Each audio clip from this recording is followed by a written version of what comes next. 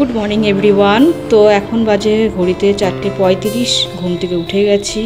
আজ হচ্ছে মহালয়ার অনেক অনেক শুভেচ্ছা রইল আমার তরফ থেকে সবাইকে। আর আজকে দেবীপক্ষের সূচনা হবে। তো ভোরবেলা ঘুম থেকে উঠে গেছি, উঠে ব্রাশটা করে নিলাম, করে ড্রেস চেঞ্জ করে ভোরবেলায় বেরিয়ে গেলাম গঙ্গার ধারে তর্পণের জন্যে। প্রতি বছরই যাওয়া হয়, গত বছর শুধু যাওয়া হয়নি, শুধু আমার শাশুড়ি মারা গেছিলেন, তার জন্য তর্পণ করা হয়নি। আর এবছর আবার সেই নিয়ম মাফিক চলে গেলাম গঙ্গার ধারে।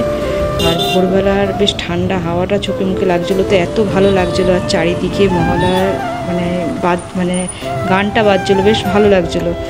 তো গঙ্গার ধারে এসে আরও মন ভালো হয়ে গেল। দেখো সবাই তর্পণ করছে, কোন ভোর রাত্রির থেকে তর্পণ করছে। আর এই বাচ্চাটাকে দেখে আমি অবাক হয়ে গেলাম, কি সুন্দর বাচ্চা দুটো তর্পণ করছে। আর এই সময় না একটু হাওয়া ছেড়েছিল বেশ, আর অন্ধকারও হয়ে এসেছিলো, বৃষ্টি হবে এরকম একটা ভাব লাগছিলো। তো চারিদিকটা দেখো কি সুন্দর, সবাই তর্পণ করছে। আর এই দেখো গোপাল সোনা এসছে স্নান করতে। এখন দেখি বাইরে ঝমঝমি বৃষ্টি নেমে গেছে, বৃষ্টি নেমেছে। যখন গঙ্গায় ছিলাম না তখনই ওয়েদারটা চেঞ্জ হয়ে গেছিলো, হট করে মেঘ করলো, অন্ধকার হয়ে গেছিলো। আমি জানি এই মনে বৃষ্টি আসবে, জোর ঝমঝমি বৃষ্টি নেমে গেছে, দেখছো?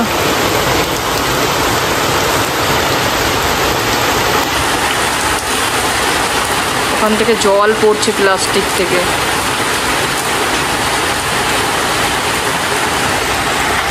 আর আমার স্নান করা কমপ্লিট হয়ে গেছে, ওয়েট করে রয়েছে ফুল আনার জন্য। এবার এরকম বৃষ্টি নামলে বাজারে খেয়ে যাবে আর ফুল আনতে কী হবে। গাছে অল্প কটা ফুল হয়েছিল, তুলে রেখেছি। আজকে বুধবার, আমাদের হরিচাঁদের ঠাকুর আছে যেহেতু, তো ওখানে ঘট পাতা হয়, তার জন্যে ফুল বেলপাতা, দুধ, তুলসী পাতা, আমের সরা, এগুলো সবই লাগবে। তো আনতে হবে, বৃষ্টিটা একটু কমুক, তারপর আনা হবে। মায়ের আগমনও শুরু, আর এদিকে বৃষ্টিও শুরু। জানি না পুজোতে কি বৃষ্টি হবে নাকি, প্রচুর। এখন তো ভয় করছে। দেখো কীরকম ঝমঝমি বৃষ্টি হচ্ছে। আর এদিকে আমি ছিলাম হচ্ছে নিচের ঘরে মায়ের ঘরে শুয়ে রয়েছি। বলতে কি বালিশে হেলাধুলি বসে ফোন লাগছিল। কী করবো, তোমার ফুল না আনলে পুজোতে যেতে পারবো। আর কালকে রাত্রিবেলা দেবজিৎ শুয়েছিল হচ্ছে এই ঘরে, মায়ের ঘরে। এই যে ওর ল্যাপটপ রয়েছে, এখানে কাজ করছিল।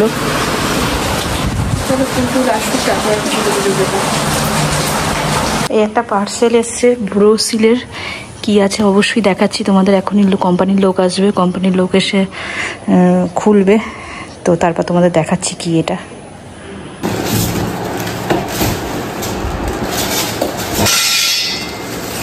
কোম্পানি থেকে লোক এসে এই এয়ার ফ্রায়ারটা তোমার কোম্পানি থেকে এসে দেখে গেল, ওরাই খুললো সিল প্যাক সব কিছু। তো এটা আমরা অর্ডার দিয়েছিলাম। যেহেতু আমার কুকিং করার একটু শখ বেশি, একটু কি বেশি, তোমার তন্দুর বলো, তোমার গ্রিল বলো, যে কোনো জিনিস মাইক্রোওভেনে তো হয় সব কিছু, তো আর এয়ার ফ্রায়ারের মতো হয় না। ওটা অয়েল ফ্রি, ভালো, তেলটা কম লাগে। তো যাই হোক, আমার একটু ভ্যারাইটিস রকমের রান্নার খুব শখ, তো সেগুলো করিও। সবসময় তো তোমাদের ভিডিও করি না, দেখানো হয় না রান্নার ভিডিও সেরকম একটা। তো যাই হোক, সকালবেলা তো তোমাদের দেখালামই যে ভোরবেলা তোমার তর্পণে গেছিলাম। তর্পণ থেকে আসার পর তোমার স্নান করে পুজো টুজো দেবো। তারপর বৃষ্টির জন্য ফুল আনতে দিতে পারছিলাম না, ফুল বৃষ্টিটা কমলো, ফুলটা এনে দিল। তো তারপর হট করে কীরকম মাথা ঘোরাচ্ছে, ঘাড়ে ব্যথা করছে, তারপর শরীরটাও খারাপ লাগছে, প্রচণ্ড বমিটিংও হয়েছে দুবার, ঠিক আছে। তারপর পারছিলাম না, শুয়ে পড়েছিলাম। যেমন তেমন করে পুজো দিয়ে, যেমন তেমন করে বলতে যতটা জুত করে রোজ দিই, আজকে ততটা পারছিলাম না, শরীর সাথ দিচ্ছিল না। তারপর কি করলাম, ঝটাপট পুজো দিয়ে একটু শুয়েছিলাম। আর এখন একটু বেটার লাগছে, তার জন্যে উঠলাম। উঠে তারপর তো কোম্পানির লোক এলো, কোম্পানির লোক তোমার ব্রোসিলের ওইটা সিল প্যাকটা খুললো, পেটিটা খুলে সব কিছু ওরা বুঝিয়ে দিয়ে গেল কীভাবে কী করতে হয় না করতে হয়। পুরোটা তো ওরা বোঝায় না, আমি জানি মোটামুটি, ভালোই জানি, মোটামুটি না ভালোই জানি। আর কি রান্না করবো ভেবেছিলাম, আজকে একটু পোলাও করবো, পনির করবো, আলুর দম করবো। তো সেটাও আজকে করতে পারলাম না, যেহেতু আজকে নিরামিষ করবো। তো ভাত করলাম, আর একটু ডাল সেদ্ধ করলাম। আর এখানে হচ্ছে তোমার কুমড়ো ভাজা। তো যাই হোক, ওই কুমড়ো ভাজা, ডাল সেদ্ধ আর ভাত এই এবেলা চলুক, ওবেলা দেখা যাবে রাতের বেলা। তারপর হচ্ছে আজকে আমার ডক্টরের ওখানে নামও লেখানো আছে, ডক্টর দেখাতে যাব। আমার খুব অ্যালার্জির সমস্যা হচ্ছে, তো সেই জন্য একটু ডক্টর দেখাবো। আরও কিছু পার্সোনাল সমস্যা আছে তার জন্য। তো চলো ভিডিওটা যতটা পারবো করতে থাকি কন্টিনিউ, তোমরাও দেখতে থাকো। এই যে এখন বেরোচ্ছি ডক্টর দেখাতে। হয়ে গেছে বাবু, চলো ডক্টর দেখিয়ে আসি। সন্ধ্যেবেলা চলে গেছিলাম ডক্টর দেখাতে, তো ওখানে আমি দাঁড়িয়েছিলাম ডক্টরের ওখানে ওয়েট করছিলাম। তখন দেখি আমাদের আরজি করে যে ঘটনাটা ঘটে গেছে তার জন্যে অভয়ার মিছিল বেরিয়েছে। তো মহালয়ার দিন সব জায়গায় শুনেছিলাম একটা মিছিল বেরোবে, তো আমিও দাঁড়িয়ে দেখে নিলাম। আমাদের এখানেও বেরিয়েছিল মিছিল, বেশ ঢাক বাজিয়ে দেখছই তো, ঢাক বাজাতে বাজাতে যাচ্ছে প্রতিবাদের মিছিল।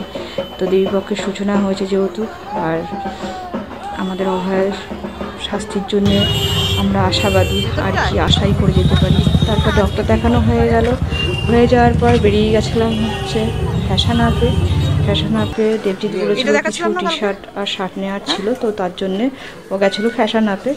তো যাই হোক, ও টি শার্টগুলো দেখছিল একে একে কোনটা নেবে বা না নেবে, পছন্দ করছিল। আর আমি দাঁড়িয়ে ক্যামেরা করছিলাম, তো ও একটা একটা করে পরে দেখছিল, আর আমি আর কি দর্শক দাঁড়িয়ে দেখছিলাম। তো এই দেখো, এটার সঙ্গে বলছিলাম যে তোর টি শার্টটার সাথে শার্টটা ম্যাচিং হয়ে গেছে। তো চলো ব্লগটা আজকে এই পর্যন্ত রাখছি।